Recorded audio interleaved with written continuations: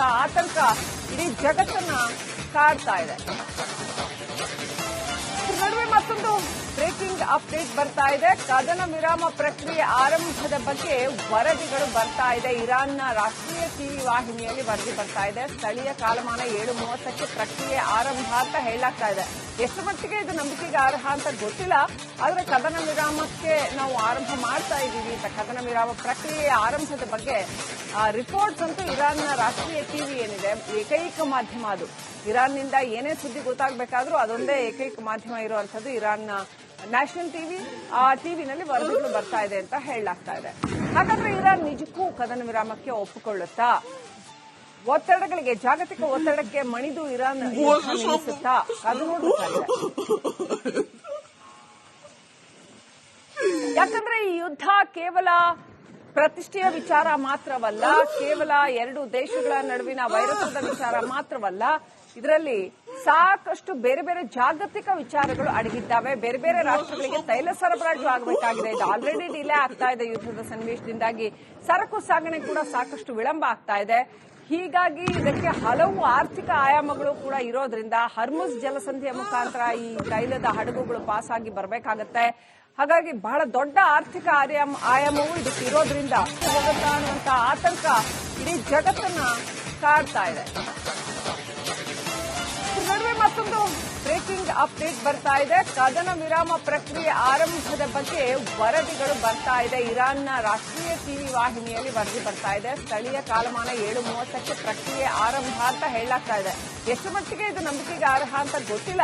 ಆದರೆ ಕದನ ವಿರಾಮಕ್ಕೆ ನಾವು ಆರಂಭ ಮಾಡ್ತಾ ಇದ್ದೀವಿ ಅಂತ, ಕದನ ವಿರಾಮ ಪ್ರಕ್ರಿಯೆ ಆರಂಭದ ಬಗ್ಗೆ ರಿಪೋರ್ಟ್ಸ್ ಅಂತೂ ಇರಾನ್ನ ರಾಷ್ಟ್ರೀಯ ಟಿವಿ ಏನಿದೆ ಏಕೈಕ ಮಾಧ್ಯಮ ಅದು. ಇರಾನ್ನಿಂದ ಏನೇ ಸುದ್ದಿ ಗೊತ್ತಾಗಬೇಕಾದ್ರೂ ಅದೊಂದೇ ಏಕೈಕ ಮಾಧ್ಯಮ ಇರುವಂತದ್ದು ಇರಾನ್ನ ನ್ಯಾಷನಲ್ ಟಿವಿ. ಆ ಟಿವಿನಲ್ಲಿ ವರದಿಗಳು ಬರ್ತಾ ಇದೆ ಅಂತ ಹೇಳಲಾಗ್ತಾ ಇದೆ. ಹಾಗಾದ್ರೆ ಇರಾನ್ ನಿಜಕ್ಕೂ ಕದನ ವಿರಾಮಕ್ಕೆ ಒಪ್ಪಿಕೊಳ್ಳುತ್ತಾ? ಒತ್ತಡಗಳಿಗೆ, ಜಾಗತಿಕ ಒತ್ತಡಕ್ಕೆ ಮಣಿದು ಇರಾನ್ ನಿಲ್ಲಿಸುತ್ತಾ? ಅದು ನೋಡಬೇಕಾಗಿದೆ. ಯಾಕಂದ್ರೆ ಈ ಯುದ್ಧ ಕೇವಲ ಪ್ರತಿಷ್ಠೆಯ ವಿಚಾರ ಮಾತ್ರವಲ್ಲ, ಕೇವಲ ಎರಡು ದೇಶಗಳ ನಡುವಿನ ವೈರತ್ವದ ವಿಚಾರ ಮಾತ್ರವಲ್ಲ, ಇದರಲ್ಲಿ ಸಾಕಷ್ಟು ಬೇರೆ ಬೇರೆ ಜಾಗತಿಕ ವಿಚಾರಗಳು ಅಡಗಿದ್ದಾವೆ. ಬೇರೆ ಬೇರೆ ರಾಷ್ಟ್ರಗಳಿಗೆ ತೈಲ ಸರಬರಾಜು ಆಗಬೇಕಾಗಿದೆ. ಇದು ಆಲ್ರೆಡಿ ಡಿಲೇ ಆಗ್ತಾ ಇದೆ. ಯುದ್ಧದ ಸನ್ನಿವೇಶದಿಂದಾಗಿ ಸರಕು ಸಾಗಣೆ ಕೂಡ ಸಾಕಷ್ಟು ವಿಳಂಬ ಆಗ್ತಾ ಇದೆ. ಹೀಗಾಗಿ ಇದಕ್ಕೆ ಹಲವು ಆರ್ಥಿಕ ಆಯಾಮಗಳು ಕೂಡ ಇರೋದ್ರಿಂದ ಹರ್ಮುಜ್ ಜಲಸಂಧಿಯ ಮುಖಾಂತರ ಈ ತೈಲದ ಹಡಗುಗಳು ಪಾಸ್ ಆಗಿ ಬರಬೇಕಾಗತ್ತೆ.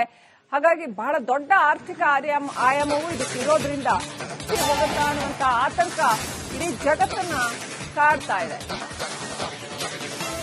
ನಡುವೆ ಮತ್ತೊಂದು ಬ್ರೇಕಿಂಗ್ ಅಪ್ಡೇಟ್ ಬರ್ತಾ ಇದೆ. ಕದನ ವಿರಾಮ ಪ್ರಕ್ರಿಯೆ ಆರಂಭದ ಬಗ್ಗೆ ವರದಿಗಳು ಬರ್ತಾ ಇದೆ. ಇರಾನ್ನ ರಾಷ್ಟ್ರೀಯ ಟಿವಿ ವಾಹಿನಿಯಲ್ಲಿ ವರದಿ ಬರ್ತಾ ಇದೆ. ಸ್ಥಳೀಯ ಕಾಲಮಾನ 7:30ಕ್ಕೆ ಪ್ರಕ್ರಿಯೆ ಆರಂಭ ಅಂತ ಹೇಳಲಾಗ್ತಾ ಇದೆ. ಎಷ್ಟು ಮಟ್ಟಿಗೆ ಇದು ನಂಬಿಕೆಗೆ ಅರ್ಹ ಅಂತ ಗೊತ್ತಿಲ್ಲ. ಆದರೆ ಕದನ ವಿರಾಮಕ್ಕೆ ನಾವು ಆರಂಭ ಮಾಡ್ತಾ ಇದ್ದೀವಿ ಅಂತ, ಕದನ ವಿರಾಮ ಪ್ರಕ್ರಿಯೆ ಆರಂಭದ ಬಗ್ಗೆ ರಿಪೋರ್ಟ್ಸ್ ಅಂತೂ ಇರಾನ್ನ ರಾಷ್ಟ್ರೀಯ ಟಿವಿ ಏನಿದೆ ಏಕೈಕ ಮಾಧ್ಯಮ ಅದು. ಇರಾನ್ನಿಂದ ಏನೇ ಸುದ್ದಿ ಗೊತ್ತಾಗಬೇಕಾದ್ರೂ ಅದೊಂದೇ ಏಕೈಕ ಮಾಧ್ಯಮ ಇರುವಂತದ್ದು ಇರಾನ್ನ ನ್ಯಾಷನಲ್ ಟಿವಿ. ಆ ಟಿವಿನಲ್ಲಿ ವರದಿಗಳು ಬರ್ತಾ ಇದೆ ಅಂತ ಹೇಳಲಾಗ್ತಾ ಇದೆ. ಹಾಗಾದ್ರೆ ಇರಾನ್ ನಿಜಕ್ಕೂ ಕದನ ವಿರಾಮಕ್ಕೆ ಒಪ್ಪಿಕೊಳ್ಳುತ್ತಾ? ಒತ್ತಡಗಳಿಗೆ, ಜಾಗತಿಕ ಒತ್ತಡಕ್ಕೆ ಮಣಿದು ಇರಾನ್ ನಿಲ್ಲಿಸುತ್ತಾ? ಅದು ನೋಡಬೇಕಾಗಿದೆ.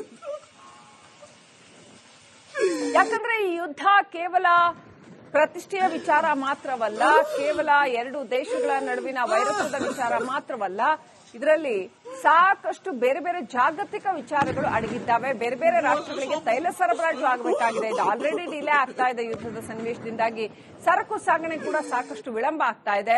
ಹೀಗಾಗಿ ಇದಕ್ಕೆ ಹಲವು ಆರ್ಥಿಕ ಆಯಾಮಗಳು ಕೂಡ ಇರೋದ್ರಿಂದ ಹರ್ಮುಜ್ ಜಲಸಂಧಿಯ ಮುಖಾಂತರ ಈ ತೈಲದ ಹಡಗುಗಳು ಪಾಸ್ ಆಗಿ ಬರಬೇಕಾಗತ್ತೆ. ಹಾಗಾಗಿ ಬಹಳ ದೊಡ್ಡ ಆರ್ಥಿಕ ಆಯಾಮವು ಇದಕ್ಕೆ ಇರೋದ್ರಿಂದ ಹೋಗುತ್ತಾ ಅನ್ನುವಂತ ಆತಂಕ ಇಡೀ ಜಗತ್ತನ್ನ ಕಾಡ್ತಾ ಇದೆ. ನಡುವೆ ಮತ್ತೊಂದು ಬ್ರೇಕಿಂಗ್ ಅಪ್ಡೇಟ್ ಬರ್ತಾ ಇದೆ. ಕದನ ವಿರಾಮ ಪ್ರಕ್ರಿಯೆ ಆರಂಭದ ಬಗ್ಗೆ ವರದಿಗಳು ಬರ್ತಾ ಇದೆ. ಇರಾನ್ನ ರಾಷ್ಟ್ರೀಯ ಟಿವಿ ವಾಹಿನಿಯಲ್ಲಿ ವರದಿ ಬರ್ತಾ ಇದೆ. ಸ್ಥಳೀಯ ಕಾಲಮಾನ 7:30ಕ್ಕೆ ಪ್ರಕ್ರಿಯೆ ಆರಂಭ ಅಂತ ಹೇಳಲಾಗ್ತಾ ಇದೆ. ಎಷ್ಟು ಮಟ್ಟಿಗೆ ಇದು ನಂಬಿಕೆಗೆ ಅರ್ಹ ಅಂತ ಗೊತ್ತಿಲ್ಲ.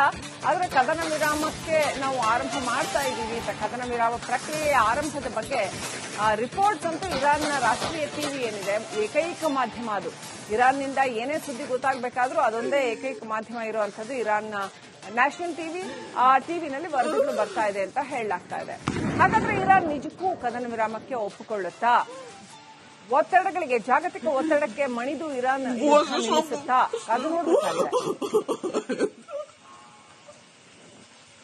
ಯಾಕಂದ್ರೆ ಈ ಯುದ್ಧ ಕೇವಲ ಪ್ರತಿಷ್ಠೆಯ ವಿಚಾರ ಮಾತ್ರವಲ್ಲ, ಕೇವಲ ಎರಡು ದೇಶಗಳ ನಡುವಿನ ವೈರತ್ವದ ವಿಚಾರ ಮಾತ್ರವಲ್ಲ, ಇದರಲ್ಲಿ ಸಾಕಷ್ಟು ಬೇರೆ ಬೇರೆ ಜಾಗತಿಕ ವಿಚಾರಗಳು ಅಡಗಿದ್ದಾವೆ. ಬೇರೆ ಬೇರೆ ರಾಷ್ಟ್ರಗಳಿಗೆ ತೈಲ ಸರಬರಾಜು ಆಗಬೇಕಾಗಿದೆ. ಇದು ಆಲ್ರೆಡಿ ಡಿಲೇ ಆಗ್ತಾ ಇದೆ. ಯುದ್ಧದ ಸನ್ನಿವೇಶದಿಂದಾಗಿ ಸರಕು ಸಾಗಣೆ ಕೂಡ ಸಾಕಷ್ಟು ವಿಳಂಬ ಆಗ್ತಾ ಇದೆ.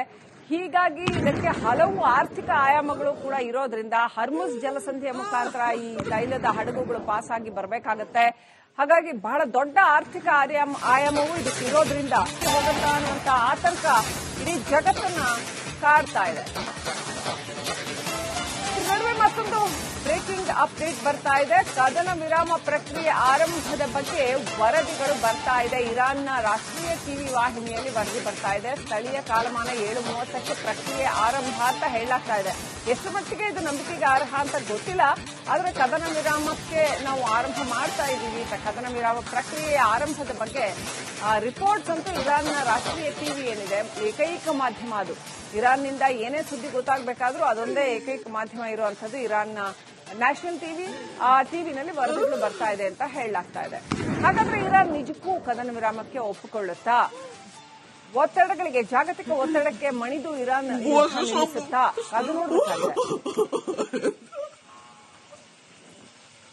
ಯಾಕಂದ್ರೆ ಈ ಯುದ್ಧ ಕೇವಲ ಪ್ರತಿಷ್ಠೆಯ ವಿಚಾರ ಮಾತ್ರವಲ್ಲ, ಕೇವಲ ಎರಡು ದೇಶಗಳ ನಡುವಿನ ವೈರತ್ವದ ವಿಚಾರ ಮಾತ್ರವಲ್ಲ, ಇದರಲ್ಲಿ ಸಾಕಷ್ಟು ಬೇರೆ ಬೇರೆ ಜಾಗತಿಕ ವಿಚಾರಗಳು ಅಡಗಿದ್ದಾವೆ. ಬೇರೆ ಬೇರೆ ರಾಷ್ಟ್ರಗಳಿಗೆ ತೈಲ ಸರಬರಾಜು ಆಗಬೇಕಾಗಿದೆ. ಇದು ಆಲ್ರೆಡಿ ಡಿಲೇ ಆಗ್ತಾ ಇದೆ. ಯುದ್ಧದ ಸನ್ನಿವೇಶದಿಂದಾಗಿ ಸರಕು ಸಾಗಣೆ ಕೂಡ ಸಾಕಷ್ಟು ವಿಳಂಬ ಆಗ್ತಾ ಇದೆ. ಹೀಗಾಗಿ ಇದಕ್ಕೆ ಹಲವು ಆರ್ಥಿಕ ಆಯಾಮಗಳು ಕೂಡ ಇರೋದ್ರಿಂದ ಹರ್ಮುಜ್ ಜಲಸಂಧಿಯ ಮುಖಾಂತರ ಈ ತೈಲದ ಹಡಗುಗಳು ಪಾಸ್ ಆಗಿ ಬರಬೇಕಾಗತ್ತೆ. ಹಾಗಾಗಿ ಬಹಳ ದೊಡ್ಡ ಆರ್ಥಿಕ ಆಯಾಮವು ಇದಕ್ಕೆ ಇರೋದ್ರಿಂದ ಹೋಗುತ್ತಾ ಅನ್ನುವಂತ ಆತಂಕ ಇಡೀ ಜಗತ್ತನ್ನ ಕಾಡ್ತಾ ಇದೆ. ನಡುವೆ ಮತ್ತೊಂದು ಬ್ರೇಕಿಂಗ್ ಅಪ್ಡೇಟ್ ಬರ್ತಾ ಇದೆ. ಕದನ ವಿರಾಮ ಪ್ರಕ್ರಿಯೆ ಆರಂಭದ ಬಗ್ಗೆ ವರದಿಗಳು ಬರ್ತಾ ಇದೆ. ಇರಾನ್ನ ರಾಷ್ಟ್ರೀಯ ಟಿವಿ ವಾಹಿನಿಯಲ್ಲಿ ವರದಿ ಬರ್ತಾ ಇದೆ. ಸ್ಥಳೀಯ ಕಾಲಮಾನ 7:30ಕ್ಕೆ ಪ್ರಕ್ರಿಯೆ ಆರಂಭ ಅಂತ ಹೇಳಲಾಗ್ತಾ ಇದೆ. ಎಷ್ಟು ಮಟ್ಟಿಗೆ ಇದು ನಂಬಿಕೆಗೆ ಅರ್ಹ ಅಂತ ಗೊತ್ತಿಲ್ಲ. ಆದರೆ ಕದನ ವಿರಾಮಕ್ಕೆ ನಾವು ಆರಂಭ ಮಾಡ್ತಾ ಇದ್ದೀವಿ. ಕದನ ವಿರಾಮ ಪ್ರಕ್ರಿಯೆಯ ಆರಂಭದ ಬಗ್ಗೆ ರಿಪೋರ್ಟ್ಸ್ ಅಂತೂ ಇರಾನ್ನ ರಾಷ್ಟ್ರೀಯ ಟಿವಿ ಏನಿದೆ, ಏಕೈಕ ಮಾಧ್ಯಮ ಅದು. ಇರಾನ್ನಿಂದ ಏನೇ ಸುದ್ದಿ ಗೊತ್ತಾಗಬೇಕಾದ್ರೂ ಅದೊಂದೇ ಏಕೈಕ ಮಾಧ್ಯಮ ಇರುವಂತದ್ದು ಇರಾನ್ನ ನ್ಯಾಷನಲ್ ಟಿವಿನಲ್ಲಿ ವರದಿಗಳು ಬರ್ತಾ ಇದೆ ಅಂತ ಹೇಳಲಾಗ್ತಾ ಇದೆ. ಹಾಗಾದ್ರೆ ಇರಾನ್ ನಿಜಕ್ಕೂ ಕದನ ವಿರಾಮಕ್ಕೆ ಒಪ್ಪಿಕೊಳ್ಳುತ್ತಾ? ಒತ್ತಡಗಳಿಗೆ, ಜಾಗತಿಕ ಒತ್ತಡಕ್ಕೆ ಮಣಿದು ಇರಾನ್ ನಿಲ್ಲಿಸುತ್ತಾ? ಅದು ನೋಡಬೇಕಾಗಿದೆ. ಯಾಕಂದ್ರೆ ಈ ಯುದ್ಧ ಕೇವಲ ಪ್ರತಿಷ್ಠೆಯ ವಿಚಾರ ಮಾತ್ರವಲ್ಲ, ಕೇವಲ ಎರಡು ದೇಶಗಳ ನಡುವಿನ ವೈರತ್ವದ ವಿಚಾರ ಮಾತ್ರವಲ್ಲ, ಇದರಲ್ಲಿ ಸಾಕಷ್ಟು ಬೇರೆ ಬೇರೆ ಜಾಗತಿಕ ವಿಚಾರಗಳು ಅಡಗಿದ್ದಾವೆ. ಬೇರೆ ಬೇರೆ ರಾಷ್ಟ್ರಗಳಿಗೆ ತೈಲ ಸರಬರಾಜು ಆಗಬೇಕಾಗಿದೆ. ಇದು ಆಲ್ರೆಡಿ ಡಿಲೇ ಆಗ್ತಾ ಇದೆ. ಯುದ್ಧದ ಸನ್ನಿವೇಶದಿಂದಾಗಿ ಸರಕು ಸಾಗಣೆ ಕೂಡ ಸಾಕಷ್ಟು ವಿಳಂಬ ಆಗ್ತಾ ಇದೆ. ಹೀಗಾಗಿ ಇದಕ್ಕೆ ಹಲವು ಆರ್ಥಿಕ ಆಯಾಮಗಳು ಕೂಡ ಇರೋದ್ರಿಂದ ಹರ್ಮುಜ್ ಜಲಸಂಧಿಯ ಮುಖಾಂತರ ಈ ತೈಲದ ಹಡಗುಗಳು ಪಾಸ್ ಆಗಿ ಬರಬೇಕಾಗತ್ತೆ. ಹಾಗಾಗಿ ಬಹಳ ದೊಡ್ಡ ಆರ್ಥಿಕ ಆಯಾಮವು ಇದಕ್ಕೆ ಇರೋದ್ರಿಂದ